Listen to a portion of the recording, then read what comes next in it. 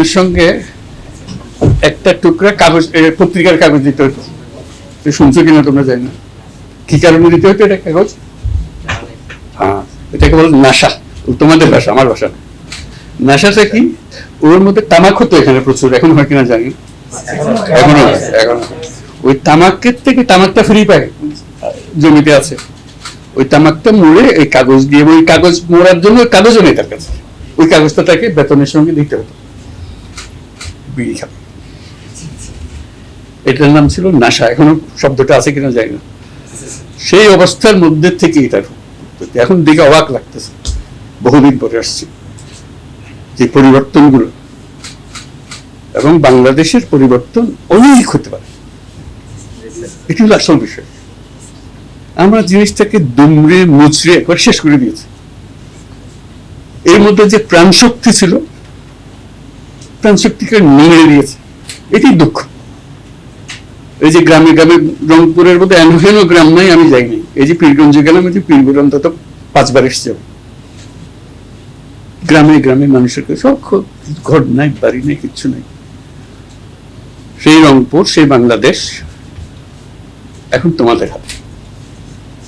কোথায় নিয়ে যাবে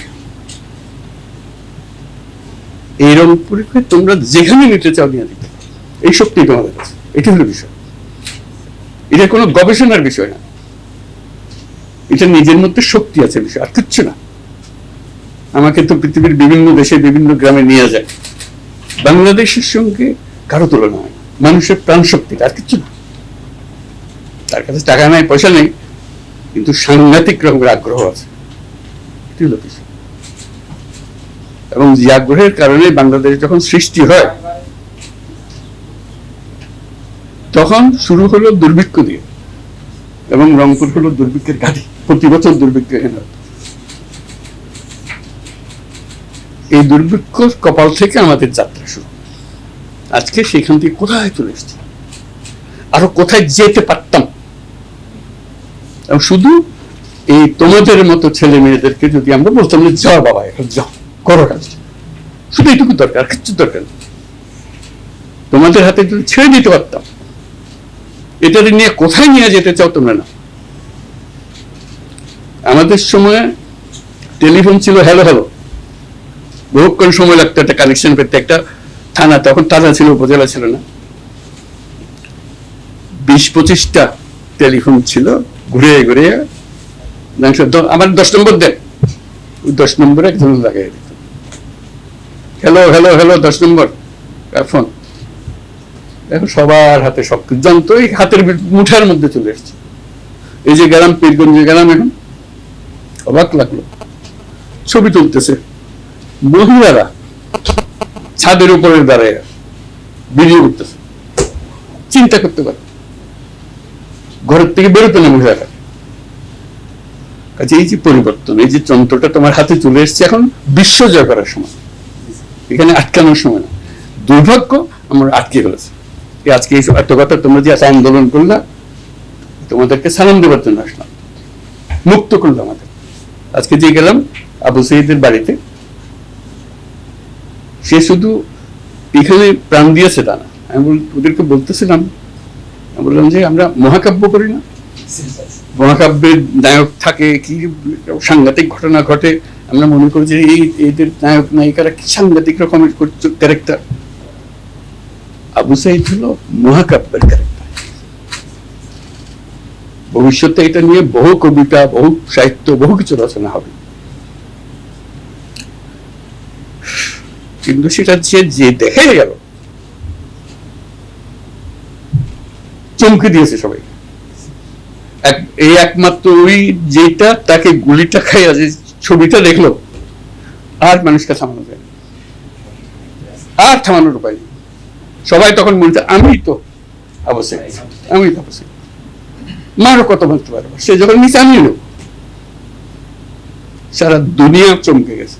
তোমরা যেটা করেছো এটা শুধু বাংলাদেশের ঘটনা না, এখন সবাই দেখতেছে এটা কি বিষয়। কেন একটা সরকার, এই ছাত্ররা কিভাবে ওটাই হতে পারে, তোমরা করছো। এবং যেটা করছো, এই যে আমি বারবার বলছি, এটা আমাদের দ্বিতীয় বিজয় উৎসব। এই বিজয় উৎসবটা যেন আমরা আমাদের হাত থেকে ফসকে না যায়। এবং এটা তোমরাই পারবা, আমরা কেউ পারবো না। আমরা এখানে চালাতে আমাদের ক্ষমতা নেই। আমরা কথা বলবো, বক্তৃতা করবো, সব করবো, কিন্তু এটা করার ক্ষমতা নেই। আমি ব্যাখ্যা দেবো খালি, কাজ না করে। তোমরা আস্তে করে এই কাজের জন্য এই যে আজকে রংপুরের যদি আসলাম, রংপুরের বহু কাহিনী, এই যে বেগম রোকেয়ার বিশ্ববিদ্যালয়ে যে আসলাম, তার কাহিনী আমরা ছোটবেলা থেকে পড়ে আসতেছি, বেগম রোকেয়ার কাহিনী। তো কাজে এটা ছোটখাটো বিষয় না, বিশ্ব পরিপ্রেক্ষিতের বিষয়। আমাদের যারা তরুণদের বয়সের সীমা অতিক্রম করে গেছে, মেহেরবানি করে আমরা রাস্তা ছেড়ে দিই। আপনারা প্রতিবন্ধকতা করতেছেন। এদের এই যে শক্তি, প্রাণ শক্তি যেটা আছে, ওরাই সব নিয়ে যাবে বাড়ি করে। এই মাঝখানে এইসব খেচার মাঝখানে ওদেরকে আটকে রাখতেছে। আমরা ভীষণ আটকে গেছি, সেই আটকানি থেকে আমরা এখন বেরিয়ে আসতে চাচ্ছি। সেই জন্য তোমাদেরকে অভিনন্দন। সবাই, আমরা সবার জন্য একটা তালি। ভীষণ কাণ্ড, ভীষণ কাণ্ড। এই কাণ্ডটা, এই শক্তিটা কিসে ব্যবহার করবো? স্বপ্নটা কি? যে কোনো কাজ করতে গেলে একটা স্বপ্ন লাগে, স্বপ্ন না হলে কাজ হয়, উলট পালট কাজ হয়। স্বপ্ন থাকলে স্বপ্নের পেছনে ঝাঁপিয়ে পড়তে হয়, দেখবেন হয়ে গেছে। প্রথম করে মনে হয় এটা অসম্ভব জিনিস, কাজে নেমে গেলে দেখা যাচ্ছে হয়ে গেছে। এবং তোমাদের যে ক্ষমতা, সেটা হলো অসম্ভবকে সম্ভব করার ক্ষমতা। তোমাদের সামনে কোনো জিনিস সম্ভব নেই। শুধু বাংলাদেশ না, তোমরা সারা দুনিয়া পাল্টে হতে পারো। বাংলাদেশ ছোট্ট একটা বিষয় তোমাদের জন্য, কাজে পিছু হইবে না, এটা হলো বিষয়। কারণ আমরা পারি নাই, আমরা ব্যর্থ হয়েছি। তোমরা যে জায়গায় চলে যাওয়ার কথা ছিল, তোমাদেরকে আমরা সেই জায়গায় নিয়ে যেতে পারি, সেটাই আমাদের ব্যর্থতা। তোমরা যেন ব্যর্থ না হও। তোমাদের পরে যারা আসতেছে তারা যেন একথা না বলে তোমরা পথ আগলে রেখেছিলে বলে আমরা বুঝতে পারি। কারো পথ যেন আটকে না রাখে, তুমিও আগলে রাখবে না, ভবিষ্যতে আর কেউ যেন আগলে না রাখে। এই যে শক্তি, সেই শক্তির মাত্রা আন্দাজ করা যায় না, এত শক্তিশালী। আমি গল্প করার জন্য বলতেছি না, আমি বহু বিষয়ে বলতেছি, দেখো এটা শুধু ছেড়ে দেওয়া, আর কিছু না, সুযোগটা দাও। রাস্তা কোথায়, কিভাবে যেতে হবে, কি করতে হবে, সব জানা আছে। নিজেদের মধ্যে শুধু ওই আত্মবিশ্বাসটা রাখা যে তোমাদের জন্ম হয়েছে অসম্ভবকে সম্ভব করার জন্য। কাছে ছোটখাটো জিনিস নিয়ে সময় কাটিয়ে না, বড় জিনিসের মধ্যে থাকবে, যে অবস্থায় আছে। এই জন্যই আবু সঈদ এত মহান, সে বড় জিনিসের স্বপ্ন দিয়েছে, সেই জন্য বুক পেতে দিয়েছে। মারো, কি করবা? সেই স্বপ্ন থেকে বিচ্যুত হয়নি। সে তো পালিয়ে যেতে পারতো, মাফ করে দেয় আমারে বলতে পারত, বলে দিয়েছি, দাঁড়িয়ে গেছে।